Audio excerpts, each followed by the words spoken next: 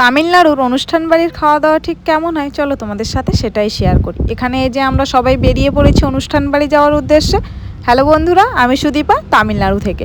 আজকে সারাটা দিন কী কী করলাম চলো তোমাদের সাথে সেটাই শেয়ার করি।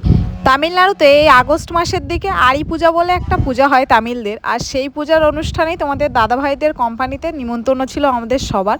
এখানে আমরা সবাই মিলে কোম্পানিতে পৌঁছে গেছি। আমাদের সবারই নিমন্ত্রণ ছিল, দাদা দিদিরও নিমন্ত্রণ ছিল, আন্না ও দিদিরও নিমন্ত্রণ ছিল, মানে আমাদের যে চিকেন আন্না আছে সেও তারও নিমন্ত্রণ ছিল। আমরা এখানে পৌঁছে গেছি, ওর কোম্পানির মালিকের বাড়ি আর কোম্পানি দুটো একই সঙ্গে আছে।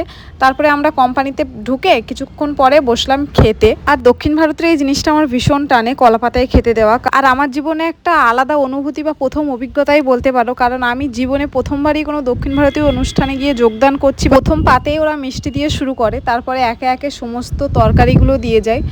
মাছ ভাজা ছিল, ডিম ছিল, চিকেন ছিল, মাটন ছিল, মাটনের আরেকটা কিছু তরকারি ছিল, তারপরে ভাত দিয়ে ওটার উপর কলম্বো দিয়ে দেয়, মানে যেটাকে আমরা তরকারির ঝোল বলি।